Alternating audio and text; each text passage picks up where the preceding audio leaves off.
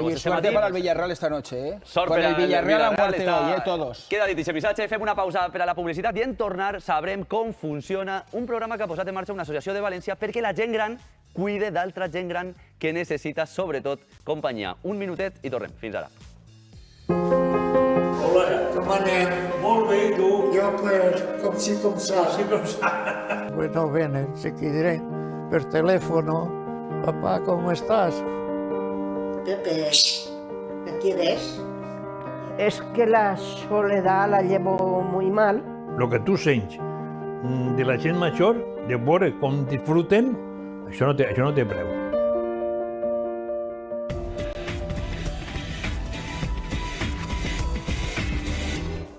La soledat de la gent gran és una de les pitjors xacres del nostre segle. Avui posem en valor un batalló de voluntaris, alguns d'ells de 70 i 80 anys, que acompanyen altres majors per a combatre aquesta soledat.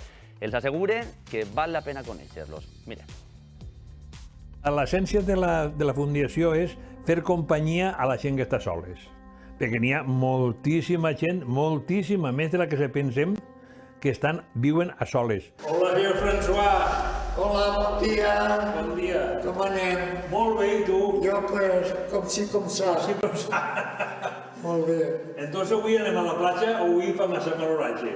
Y siempre estoy sola y gracias al señor Adolfo y siempre ahí, a la cafetería, a la playa. Pero salimos pues, a dar una vuelta por el barrio, nos vamos a merendar o nos vamos a almorzar. Si encara vas a ballar, No vaig a ballar. si encara fas músiques, discos, no vas a ficar, ja no fiques discos. Els fills no volen saber res dels pares, els pares han viscut molt, han fet molt de sacrifici per els fills i ara els fills diuen que tururú, ja t'apanyaràs. Ja fa anys que no venen, que això de virus pues no venen. Si diré per teléfono, papá, ¿cómo estás? Pepe, Pepe, ¿me quieres? ¿Me quieres? Sí, sí, sí. Y ahora, pues eso, cada uno se mete en su casa y esa es la vida. Y eso de antiguamente que los mayores estaban integrados en la familia y eran más cuidados y eran venerados, eso está obsoleto, por desgracia. Es que la soledad la llevo muy mal.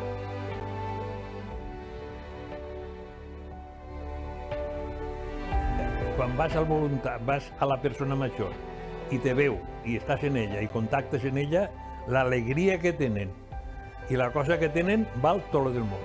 No es nada y es mucho. Y a la gente que tenga disponibilidad, pues que no lo piense mucho porque compensa y es bonito y es útil y no sé, creo que vale la pena hacerlo. Paga la pena fer-ho. Vaig a per davant l'enhorabona. Saludem al nostre psicòleg de Calçadera, Nacho Coller, bon dia. Hola, bon dia.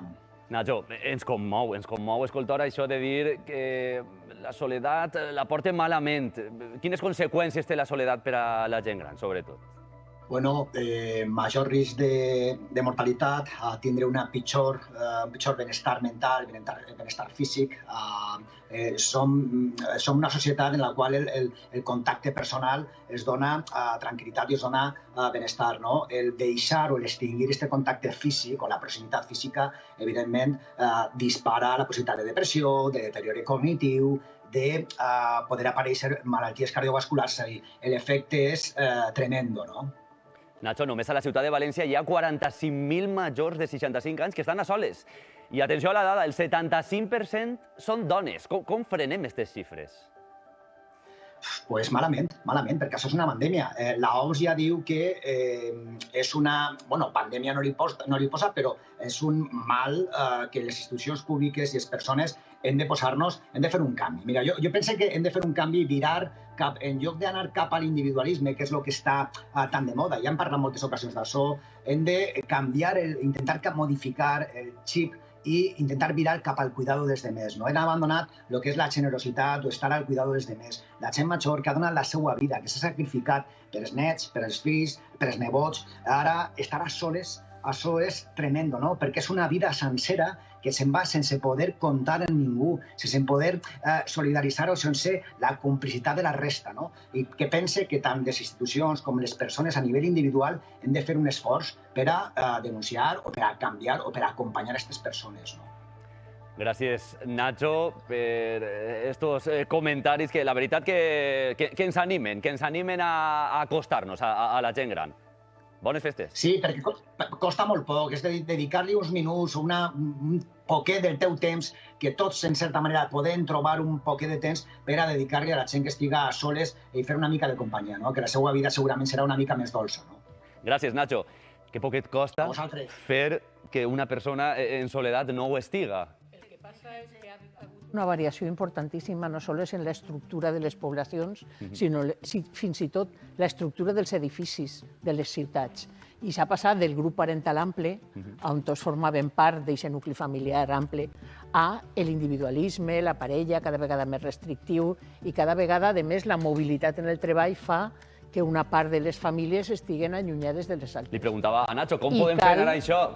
Deia, un canvi de mentalitat, totalment. Doncs mira, sí, això de les habitatges de la tercera edat on se posa en conjunt determinats persones que poden viure juntes en serveis complementaris, no un per un, doncs això seria una aposta si les administracions públiques apostaren per això de els grups de vivenda de la tercera edat. De la tercera edad, esa sería una solución. Sí, yo creo que aquí hay un tema que son las políticas públicas para el envejecimiento, no solamente para la soledad, que nos las tenemos que tomar muy en serio y que hay que invertir tanto como en educación o más, porque es el futuro, es decir, y yo quiero aquí romper una lanza a favor de tanta gente maravillosa que tenemos en este país. O sea, a mí me conmueve, ¿no?, que haya gente generosa, capaz de invertir su tiempo en ayudar a los demás, y a veces siempre hablamos de lo malo y se nos olvida muchas veces poner en valor lo bueno. Aquestes altres iniciatives, però ho hem de fiar tot, Vicent, a aquesta bona voluntat d'algunes persones o això cal analitzar-ho des de la base?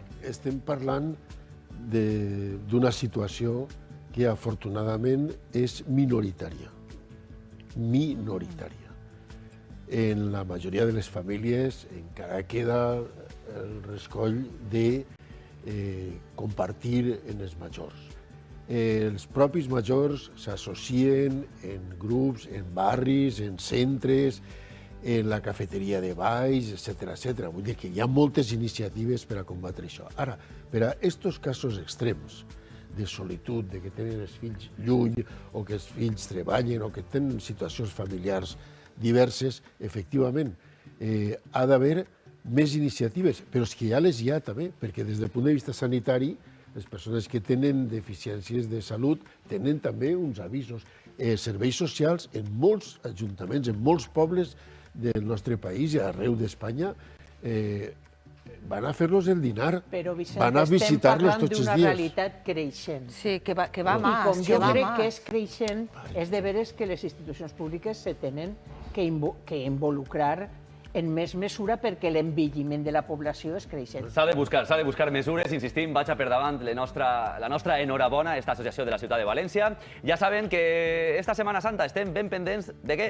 De l'oratge. Ja tinc a Javi Miró preparat, Javi, perquè ens portes unes xifres per a la